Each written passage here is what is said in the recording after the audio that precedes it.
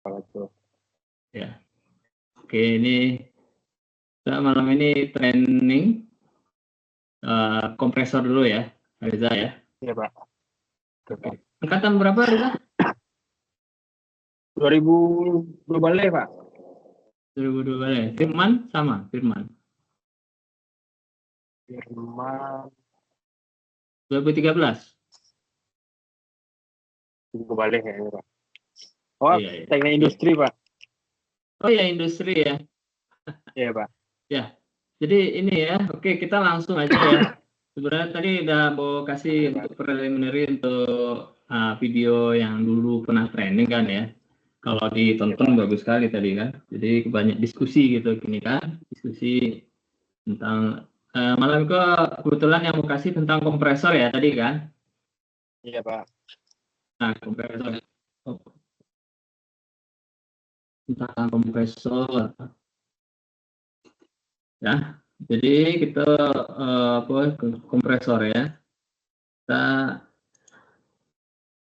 tadi udah ini. Jadi kompresor ya. Udah kelihatan share screen. Halo, Ya, udah kelihatan ya. Masih blank. Blank. Sekarang masih. Di mute suaranya itu. Enggak dengar. Udah kelihatan, Pak. Oke. Udah. Ya, ini ini kompresor ya. Kompresor itu salah satu rotating equipment ya gitu. Untuk gas ya, fluida yang bentuknya gas. Jadi kalau dia fluidanya itu liquid ya namanya pompa gitu ya. Kalau ini fluidanya gas namanya kompresor. Untuk memindahkan gas dari satu reservoir ke reservoir yang lain, biasanya untuk tekanan rendah, tekanan yang tinggi. Nah, biasanya itu pembagian kompresor tuh ada yang positif, ada yang dinamik ya. Yang positif itu ada reciprocating, ada yang dynamic ya, sentrifugal, aksial ya. Kemudian untuk yang positif ini banyak macamnya, ada yang single acting, ada diaphragm, ada double acting, ya rotary, ada yang lock, ada yang liquid ring, screw, dan fan ya. Jadi ambil ya, Reza sudah banyak di lapangan ya, jadi lapangan inspektor kan ya, atau QC? Iya, sama Pak, ya? inspektor. Ya, itu kebetulan di sini juga gimana? Kebetulan di sini juga megangnya rotating, khusus buat rotating. Tapi kebanyakan pompa aja juga. Iya, pompa ya.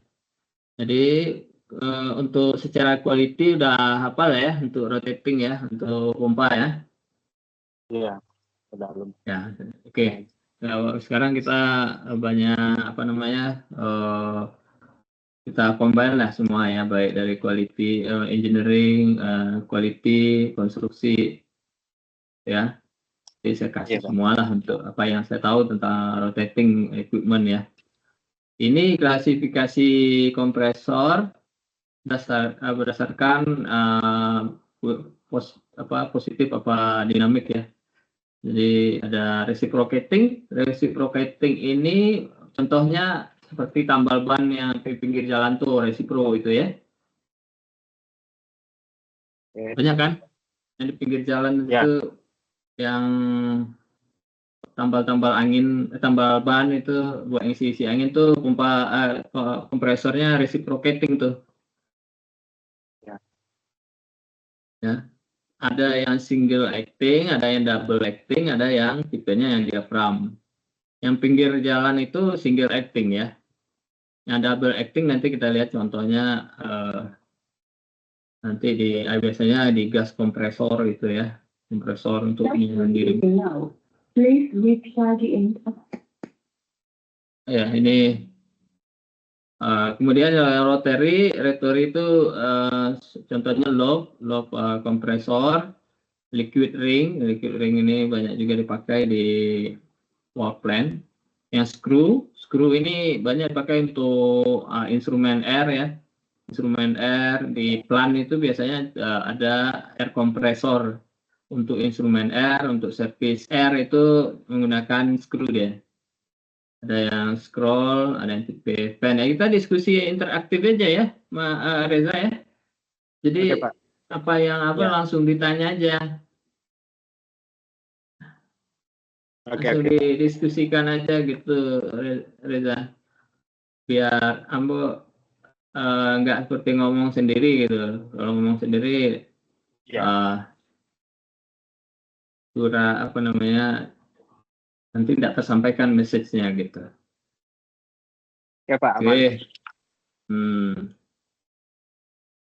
Jadi kemudian ini nih contoh gambar nih kompresornya ya.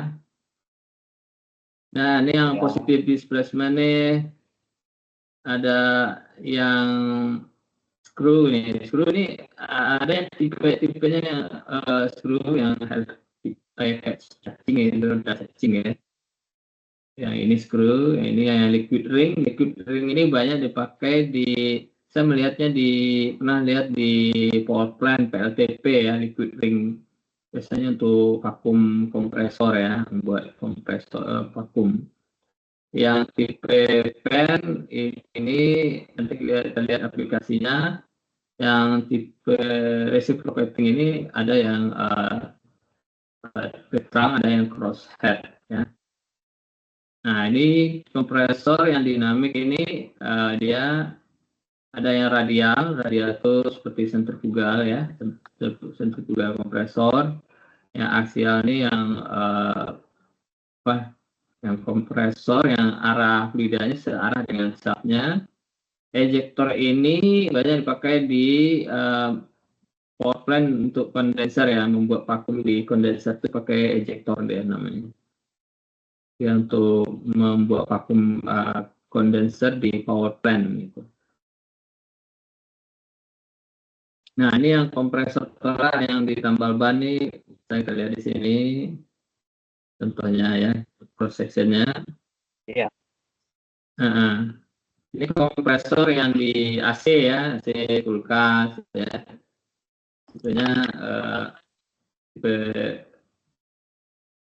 semi hermatik, ada yang hermatik ya. Ini yang tipe positif displacement ya, yang AC kulkas gitu ya. Kompresor mobil Ya. itu yang AC mobil itu pakai yang tipe ini nih. Nah, kemudian ini ada yang fan kompresor ya. Ada telepon sebentar ya. Bagaimana? Sebentar ya. Oke, Pak.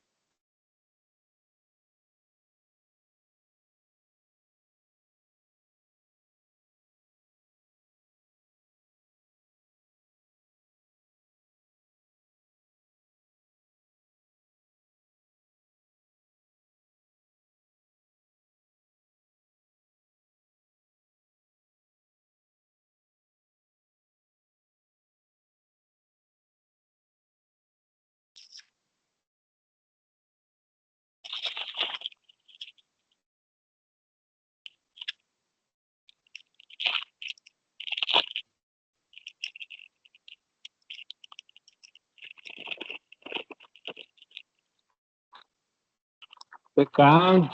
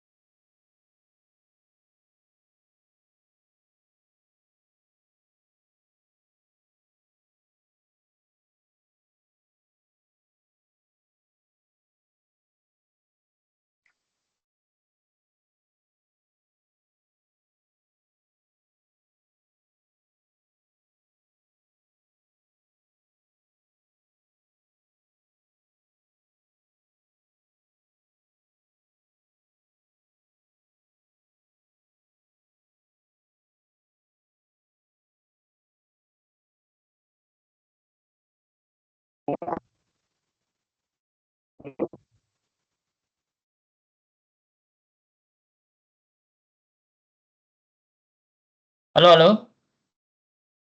Halo.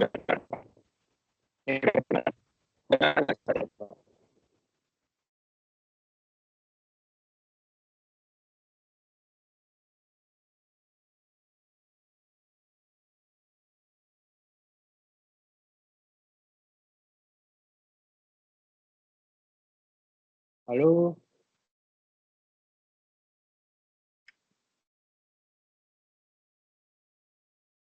Halo, Pak.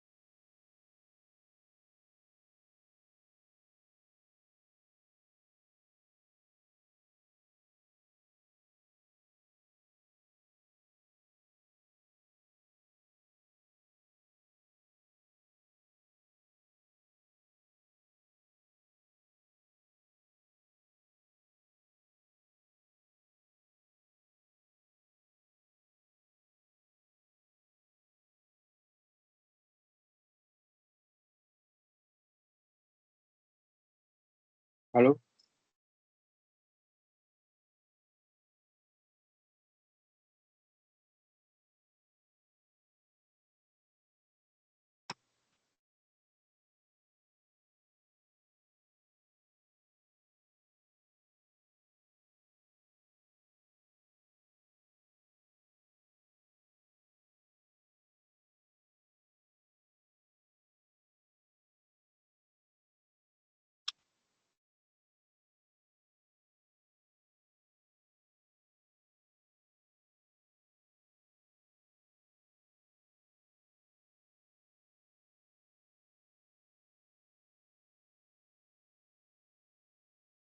Ini udah ya. Bentar ya. Iya, Pak. Ini Udah kedengaran. ya udah kedengeran nih. Ya. Cuma kameranya hadapnya ke belakang.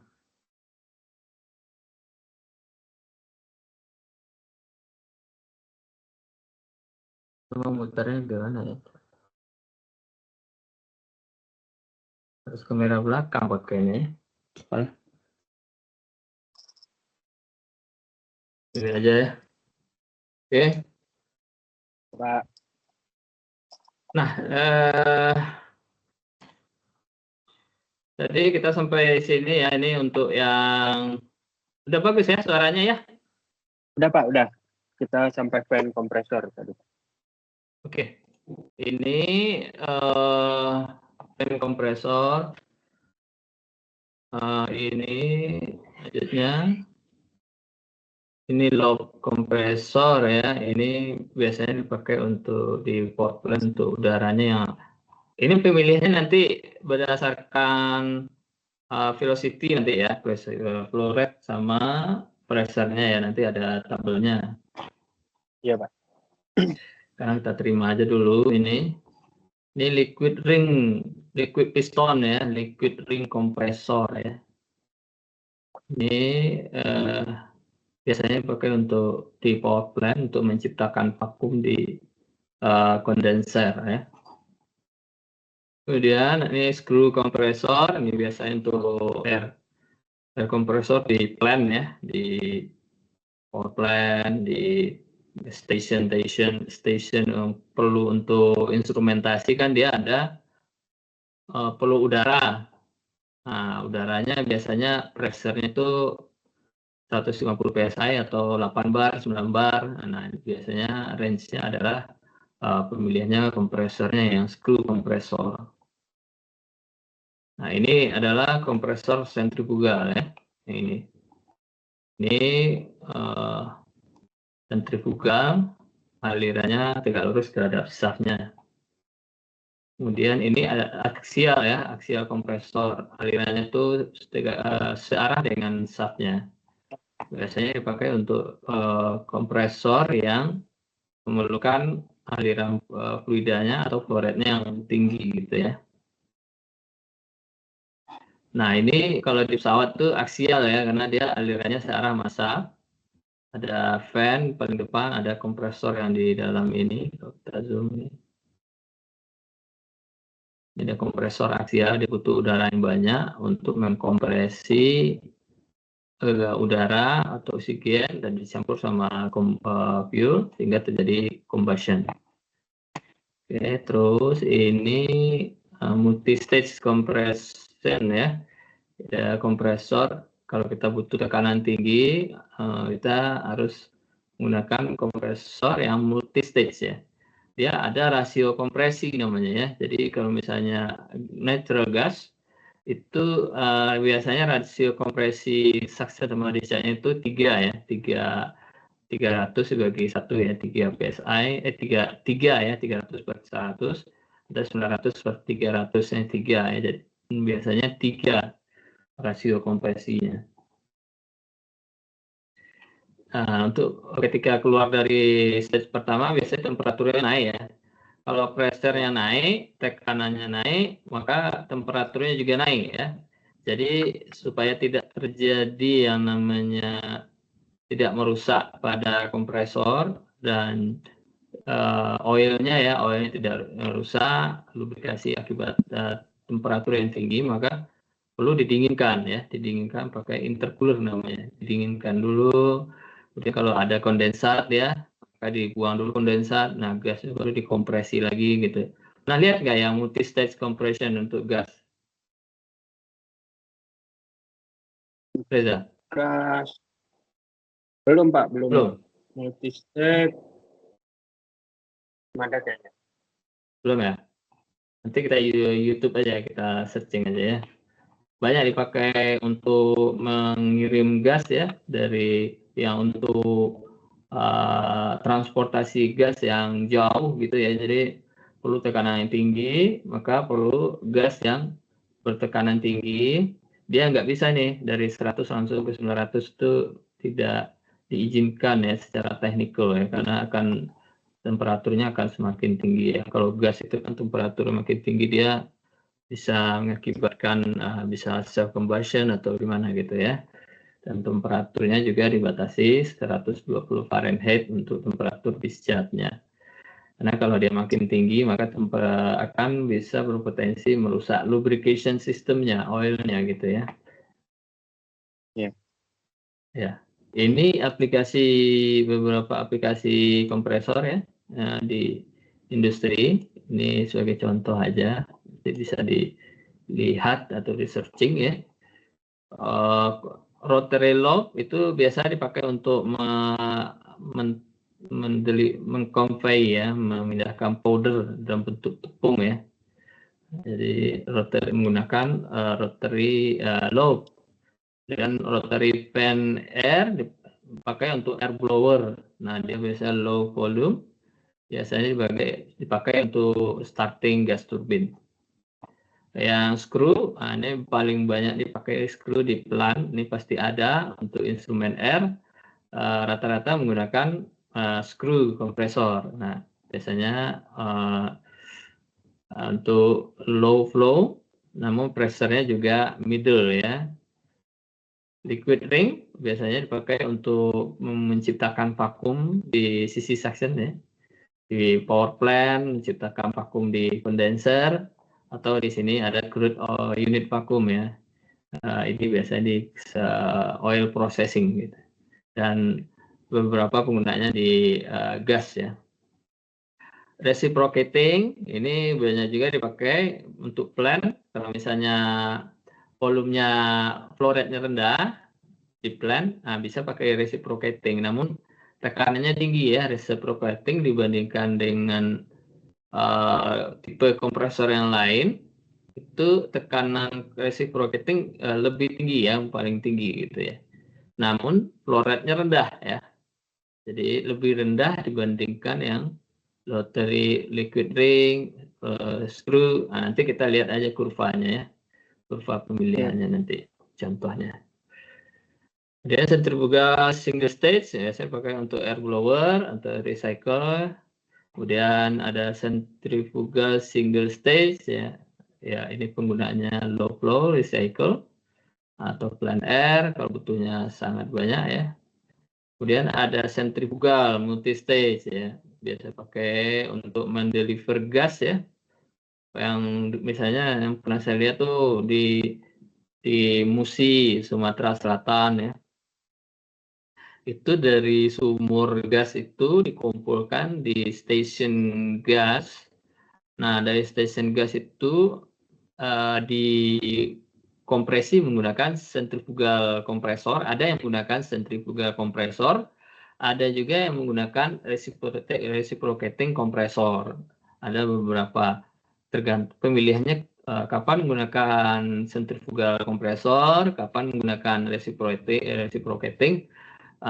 Salah satunya adalah centrifugal kompresor, flow rate-nya tinggi, namun tekanannya di middle ya, middle, nggak terlalu tinggi, misalnya di 200 psi atau 250 psi. Namun di kompresor reciprocating tekanannya biasa sampai 500 psi atau 600 psi ya, lebih tinggi dia. Cuma flow rate-nya lebih rendah. Nah, biasanya kalau flow rate-nya masih di 20 mm ya, 20 juta standar cubic feet per day, itu masih bisa menggunakan reciprocating kompresor per unit ya. Kalau misalnya sudah lebih dari 20 mm itu menggunakan centrifugal kompresor lagi kan. Nah, gitu. Jadi tergantung dari volume rate dan tekanan atau head ya, head dari kompresor yang kita inginkan, pemilihan kompresornya ya. Kemudian ya, ini multi stage centrifugal integral gear. Ada yang axial kompresor ya. Ini untuk yang volume rate laju alir dari kompresornya sangat tinggi seperti yang di pesawat itu, flow rate-nya sangat tinggi ya dibanding yang lain ya. Namun tekanan dari kompresor aksial ini rendah ya.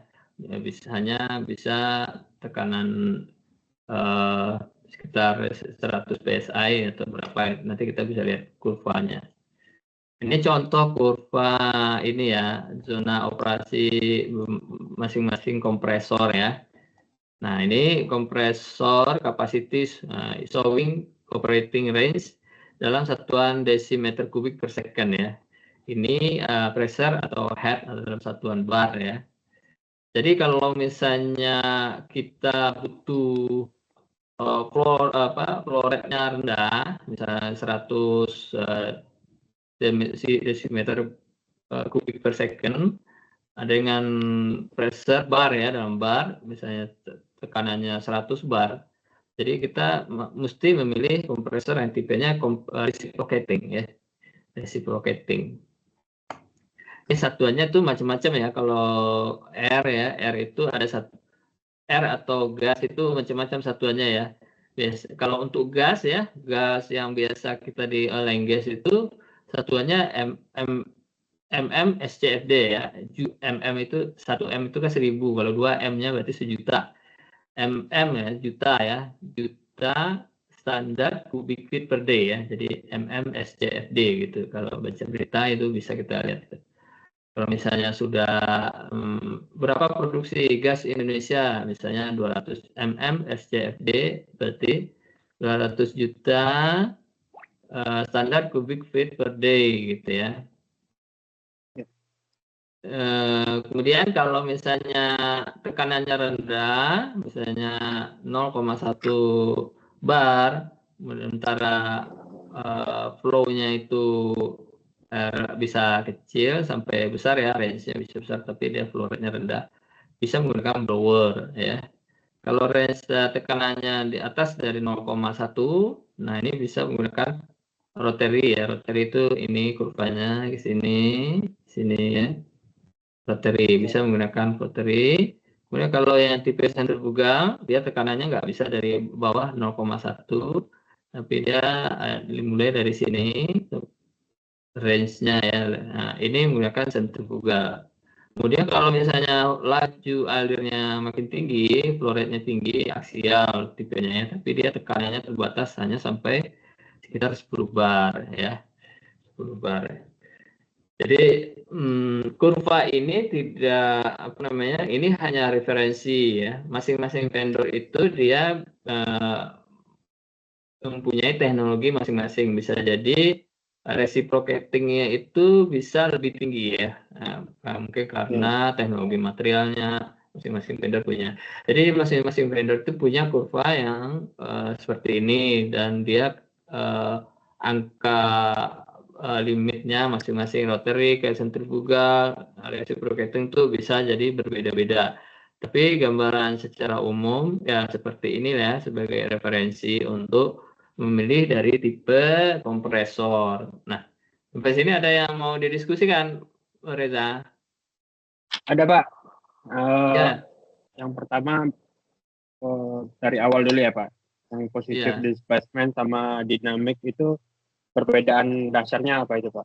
Kenapa dia dipisahkan jadi dua, dinamik sama positive displacement? Jadi yang langsung aja ya, reciprocating itu kan misalnya bayang kayak piston gitu kan? Ya. Piston, udara masuk ke dalam piston, dalam klep valve masuknya, terus kan dikompresi ya, terus ketika pada tekanan tertentu kan dia valve discharge-nya kebuka ya. Nah, gas yang sudah masuk ke volumenya silinder itu semuanya didorong keluar gitu. Semua gas yang masuk ke dalam silinder itu didorong keluar ya.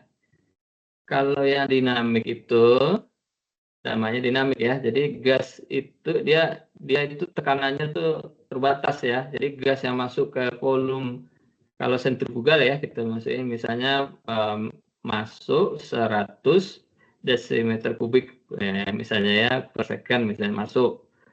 Nah, dia belum tentu bisa mengirimkan gas keluar sebesar itu lagi gitu kan.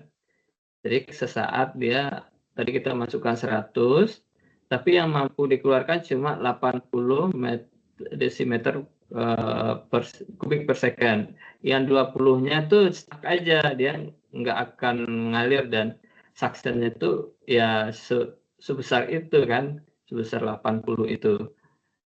Nah, jadi dia tekanannya itu terbatas gitu. Jadi volume flow rate yang masuk itu belum tentu sesuai dengan yang kita setting gitu ya. Misalnya 100 tadi kita masuk ke chamber untuk kompresi udara atau gasnya. Jika dia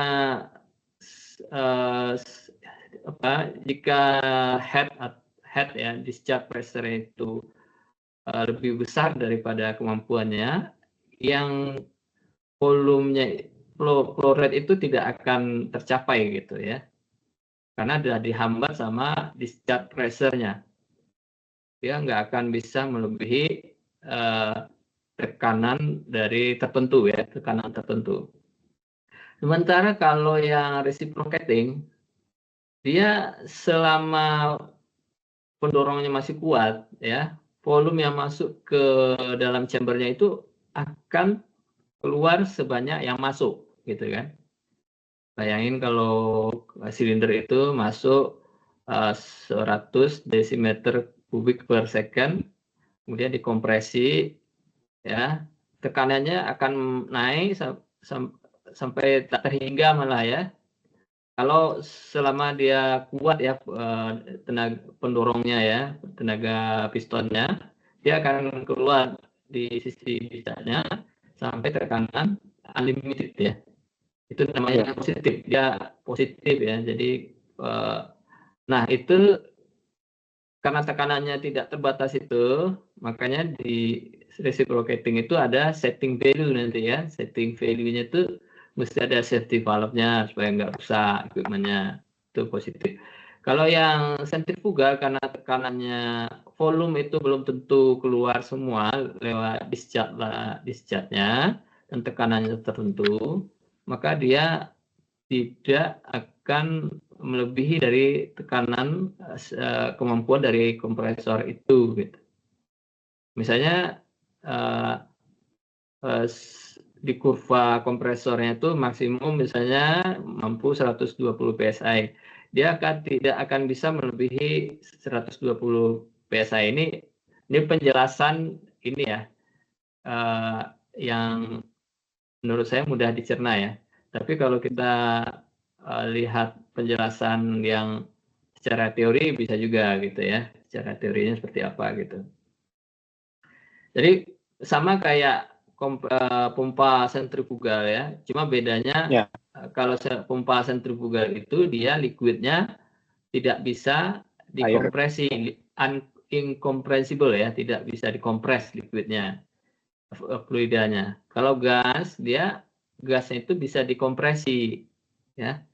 Itu perbedaan kompresor sama pompa beda ya. Kalau pompa itu fluidanya itu tidak bisa dikompresi, tidak bisa dimampatkan. Berbeda sama kompresor, fluidanya itu gas, jadi bisa dikompresi. Nah ini itu yang membedakan, salah satunya membedakan kompresor sama pompa ya kan. Kembali ke pengertian positif dan dinamik tadi, secara filosofi pengertian reciprocating dengan positive displacement dan dynamic itu sama pengertiannya di kompresor maupun di pompa gitu. Itu kira-kira. Jadi volume yang masuk itu belum tentu semua dikirim keluar gitu. Dan misalnya ada selisih 20 ya, yang 20 itu akan balik lagi ke ya stagnan aja gitu. Jadi alirannya maksimum 80 aja gitu. Tidak bisa tercapai di 100. Kebayang nggak? Oke Pak, bayang. Ya, untuk sementara diterima dulu ya. Untuk. Iya Pak. Nah, kalau kita kalau di dunia praktis, kita kan jarang yang menanyakan teori-teori kayak gitu kan. Iya Ya, Pak. kita lebih ke ini secara konstruksinya seperti apa, kapan milih reciprocating, kita mengacu pada tabel yang dikeluarkan oleh vendor gitu ya. Misalnya vendor, misalnya kompresor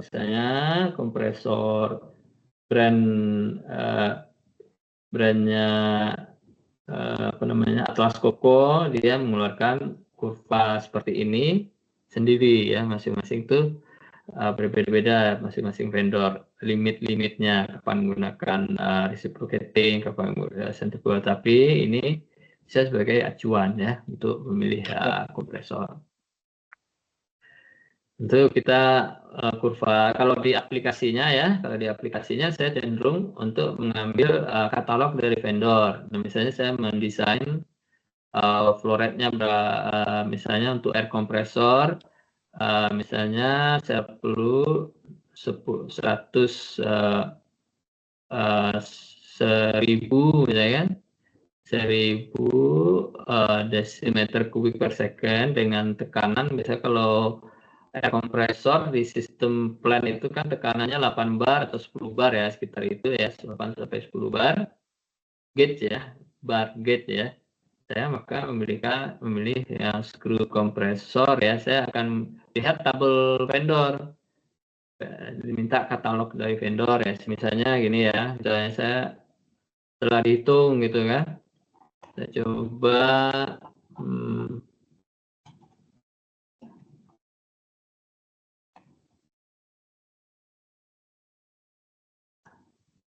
katalog Atlas Copco ya. Ya. Ya ini saya coba, kita mesti lihat tuh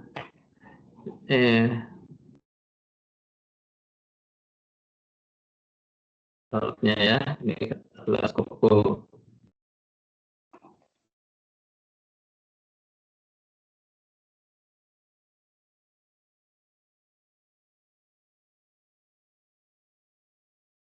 Oh ya, mesti online ya. Ini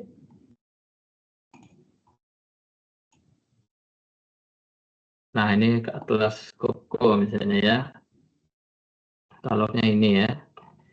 Jadi misalnya saya udah dapat belum ya ini, dari tabel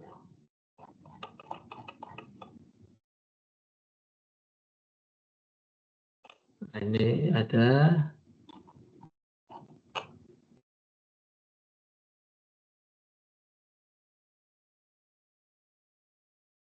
ini banyak ya tipenya ya ini. Iya Pak. Sebentar ini.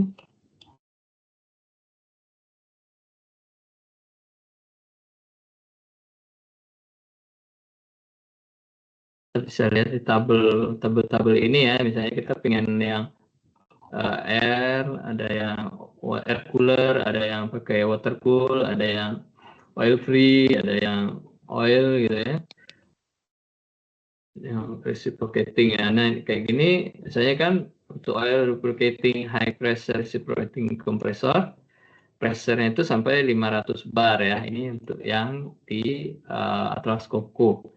Atlas Copco mengeluarkan yang, kalau misalnya kita butuh ini sampai tekanan 500 bar, nah, kalau flow rate-nya kita bisa lihat di sini nih, di tabel-tabelnya ya kan.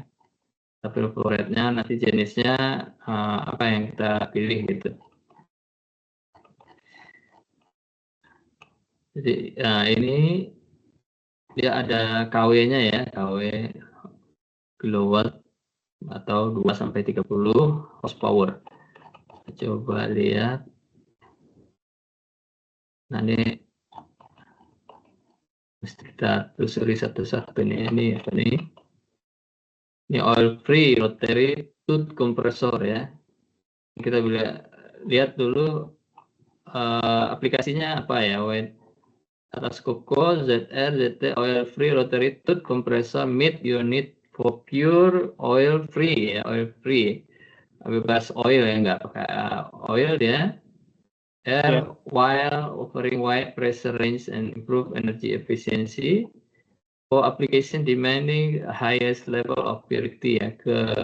Nanti kalau kita yang desain untuk instrumen air itu ada requirement namanya purity ya, kejernihan dari gasnya ya, udaranya gitu. Nah, itu ada requirement dari, misalnya di instrumentasi itu kan ada requirement dari requirement dari quality H2O-nya ya. Dia nggak boleh ada H2O, kita nanti pakai dryer gitu kan. Ada dryernya kan kalau air compressor yang dipakai untuk instrumen air. Nggak sering lihat nggak itu? Itu instrumen ya Pak, buat menggerakkan palap gitu ya? Iya. gerakkan Ya, control itu valve atau safety shutdown valve gitu kan, untuk emergency ya apa gitu ya. pernah Jadi lihat. jadi ada purity-nya itu, ke requirement dari purity-nya. Nah, misalnya untuk farmasi ya, farmasi tentu perlu purity yang bagus ya, high level ya, untuk obat-obatan ya, Ya, untuk food processing, critical elektronik ya. Nah, ini nanti bisa dibaca-baca kalau mau milih-milih kompresor ya, bisa membaca katalog dari vendor ini dan bisa jadi tambahan wawasan mengenai kompresor. Jadi kalau misalnya untuk instrumentasi ini kan kebetulan rotary ya. Kalau di plant itu biasanya menggunakan rotary screw kompresor ya. Jadi oil free, ada yang pendinginnya pakai water cool untuk yang kapasitas besar ya. Kalau yang kapasitas kecil biasanya kayak udara saja pendingin dari rotary screw. Nah, ini biasanya pakai untuk plan-plan kayak yang di power plant atau di industri oil and gas itu ini, atau di Gresik saya pikir untuk instrumen airnya menggunakan rotary screw ya. Coba dipastikan jenis kompresornya apa itu. iya, kita Ya, ada install ini. ya. Oke. Ya, oke. Ini ada VSD-nya, variable speed drive-nya ya, pack and full feature range power unit production with ultimate reliability, efficiency under hardest condition. The first compressor ya ini yang pertama kali di dunia. Complete oil free. Kenapa udara di ini perlu oil free ya? Karena di requirement dari instrumen itu biasanya dia nggak boleh ada oilnya gitu. Kalau dia masuk ke cubing-cubing nanti akan mengganggu fungsi dari instrumennya gitu. Oil juga udara ya, H2O ya. Jadi H2O juga akan mengganggu fungsi kerja dari instrumen. Nah, ini kalau kita mau memilih kompresor, kalau di dunia praktisnya ya, selain kita melihat kurva yang di file PPT tadi, kita perlu melihat katalog-katalog dari vendor, range ya dari masing-masing tipe kompresor. Kalau misalnya kita pengen tekanannya tinggi, kemudian flow rate-nya rendah gitu ya, kita lihat di sini tuh apa yang cocok nih. Kalau misalnya flow rate-nya tinggi, kita lihat tuh di tabel-tabel ini ya, flow rate-nya berapa, tekanannya berapa. Ini belum nampak ya, ini di power consumption capacity ya, capacity-nya, kemudian pressure, ini sound ya, noise-nya seberapa, flow rate CF bisa satuan liter per second, meter kubik per menit, atau juga kubik feet per menit ya. Ini satuan ini mesti familiar juga kita ya, satuannya ini SI pakai meter kubik per menit biasanya, atau yang lebih simpel liter per second. Tapi kalau di US atau Inggris biasanya suka pakai kubik feet per menit ya kapasitinya. Nah, ini kalau headnya pressure dew point ya, ini dew point-nya ini juga ngaruh ya. Ini kalau kita ini enggak, ini ada nampak tekanannya enggak, range tekanannya tuh di kalau yang pakai kompresor ini range tekanannya tuh dari, kita lihat di tabelnya ada, harusnya ada nih range tekanannya ya. Di sini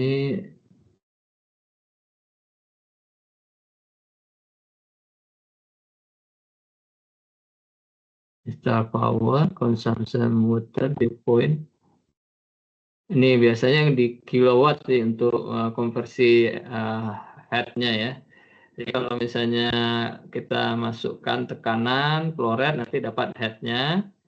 Nanti berdasarkan, misalnya kita pilih ini ya. Jadi menurut kelas Kopko, tipe yang cocok itu Ini tipe ZR6675 gitu ya. Jadi tipenya ini.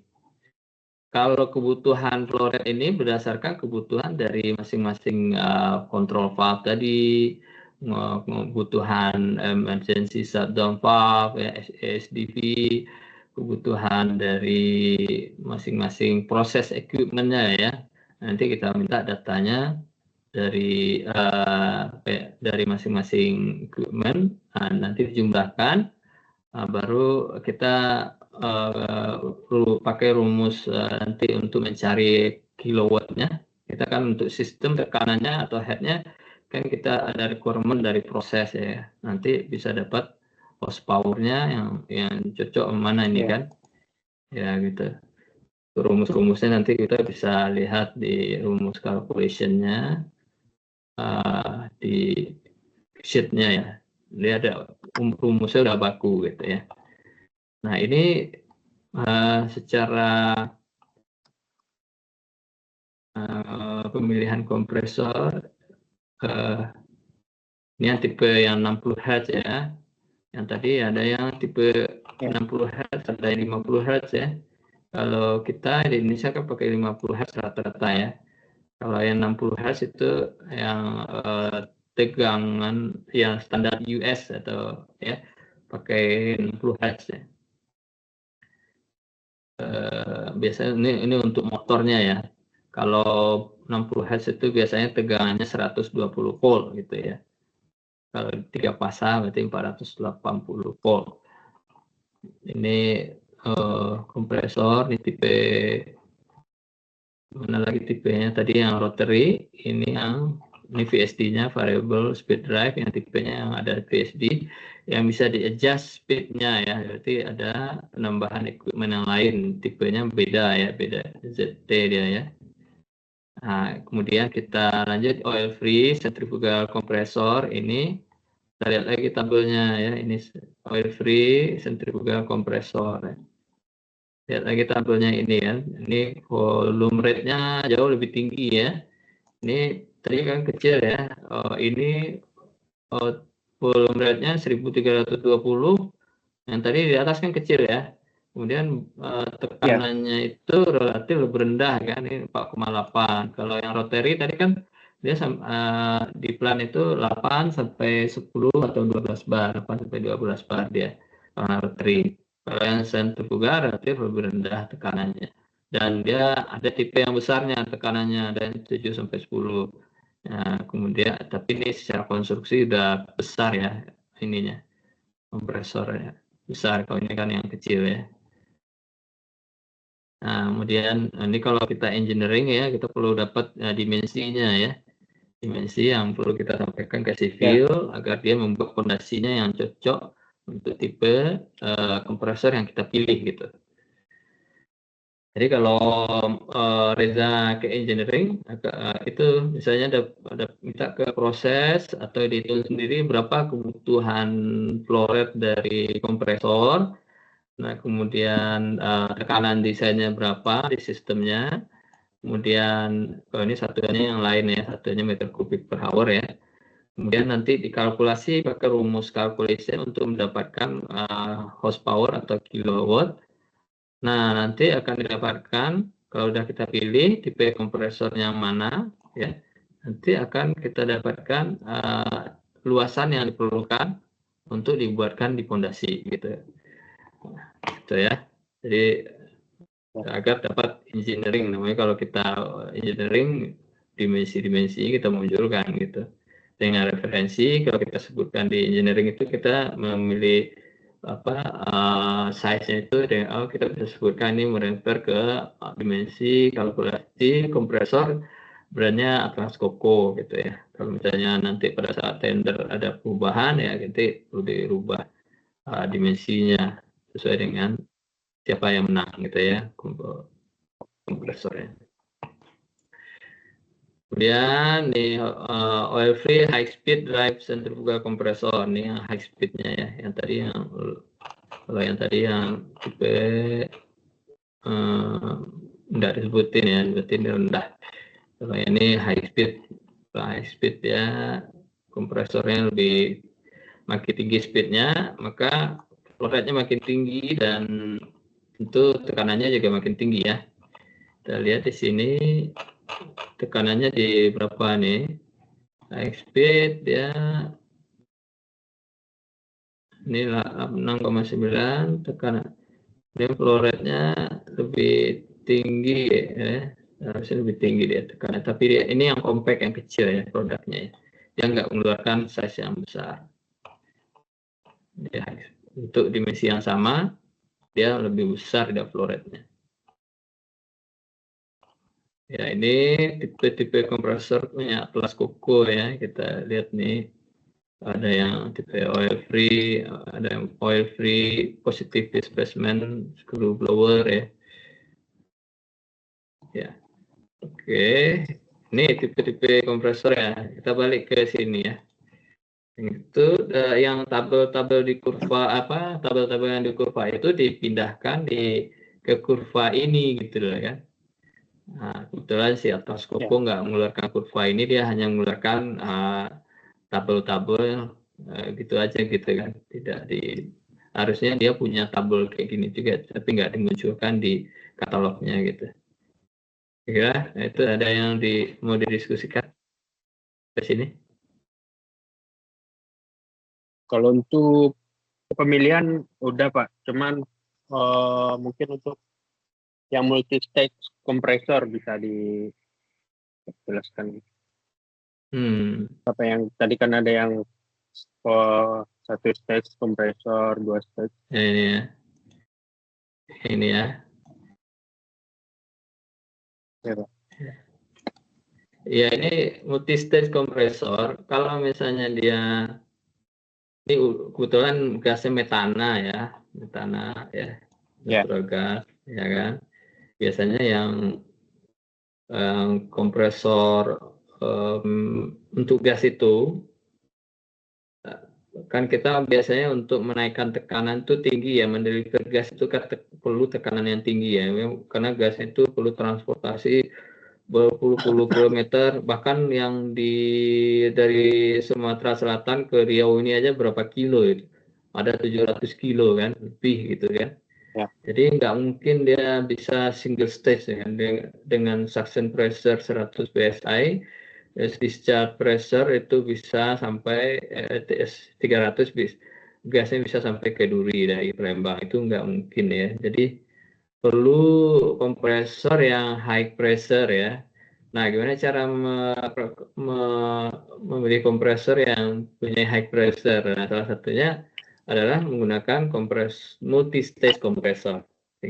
Nah, multi stage kompresor ini rasio kompresinya kalau metana itu 3 ya, 3. Jadi discharge pressure dibagi suction pressure itu 3 ya, 300 bagi 100 kan 3 ya kan. Terus yang discharge pressure yang sebelah sini 300 dibagi 300 kan 3 juga. Nah, kenapa dia mesti 3? Karena kalau di ilmu termodinamika itu kalau tekanannya naik, temperaturnya juga naik kan? Ya. Gitu ya. Misalnya apa ya? Udara aja kita tekan, itu kalau kita tekan tekanannya naik, maka temperaturnya juga naik gitu. Nah, begitu juga dengan kompresor ini.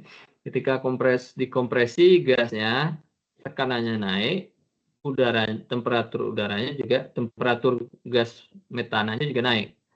Nah, kalau temperatur gasnya naik, dia kan gas itu bersentuhan sama lubrication ya.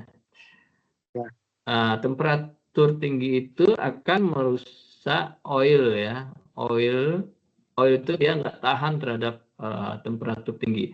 Dia kan shaftnya, bearingnya ada bearing, kemudian itu ada oil ya. Nah, ada gas di situ bercampur sama oil, bersentuhan, karena temperatur tinggi, maka oilnya akan rusak gitu kan. Nah, itu yang berbahaya, rusak ya. Salah satunya itu berbahaya, temperatur itu ya, merusak karakteristik oil.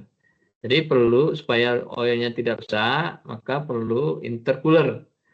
Didinginkan gas discharge dari stage yang pertama ini, didinginkan sehingga ketika masuk ke dalam kompresor stage yang berikutnya, temperatur sudah dingin. Jadi ketika bersentuhan dengan oil, gasnya itu tidak merusak ya, tidak rusak oilnya.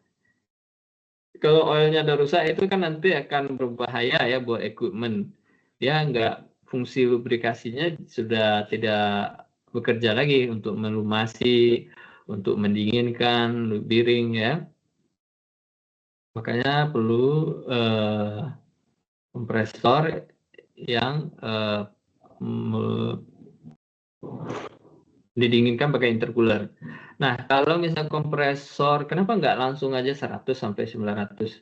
Nah, itu rasio kompresinya jadi 9 ya, 9/100 kan 9. Nah, itu ketika discharge kompresornya dengan rasio kompresi 9 itu, maka dia oilnya itu akan langsung rusak gitu ya, karena bersentuhan dengan temperatur yang tinggi. Pada tekanan yang tinggi, temperaturnya juga lebih tinggi gitu ya. Kira-kira sampai sini ada yang ditanyakan lagi? Ya, ada teori-teorinya sih ya. Teori-teorinya kalau secara termodinamika ada, nanti kita bisa lebih dalam. Nah, untuk sekarang kita terima dulu seperti itu. Gitu. Kalau untuk aplikasinya berarti dari kompresor 1 itu dia ke intercooler dulu, baru masuk ke kompresor 2 ya Pak? Ya, intercooler itu dinginkan biasanya pakai air gitu ya. Atau ada fan cooler ya, bisa juga ke udara ditiup sama fan gitu ya. Ada tubing coil ya, ditiup pakai angin juga bisa intercoolernya. Berarti kalau untuk kasus ini kompresor keduanya inputnya tuh 300 psi tekanan udaranya Pak. Suctionnya? Suction di kompresor 2. Iya, suctionnya 300 psi. Ya. Iya, tinggi tekanan suctionnya udah tinggi ya. Karena yang kita kurangin kan temperaturnya ya. Ya. Temperaturnya. Bukan sebenarnya discharge pressure-nya tuh tinggi, kemudian kita dinginkan agak turun sedikit tekanannya, kemudian diumpankan lagi ke next kompresor gitu. Ini filosofinya sama, ini kan kebetulan sentrifugal kompresor lambangnya ya. Kalau yang piston juga gitu, piston kompresor sama multistage ya, dia rasio kompresinya juga 3 ya.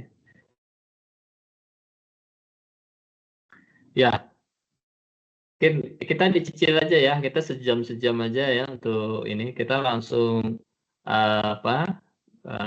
bahas diskusi mengenai yang praktis ya. Jadi kalau ada yang mau ditanyakan langsung gitu ditanya gitu, atau dikumpulin dulu pertanyaan terus kita diskusi bisa gitu ya. Oke, ini kita fokus ya Reza ya. Jadi apa yang saya punya nanti tentang rotating saya transfer semua ke Reza. Ya, itu.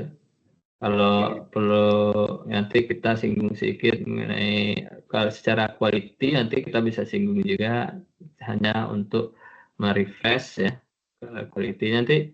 Jadi maunya kalau saya sih pengennya kalau training itu mulai dari engineeringnya, kemudian quality-nya, konstruksinya, commissioning-nya gitu ya.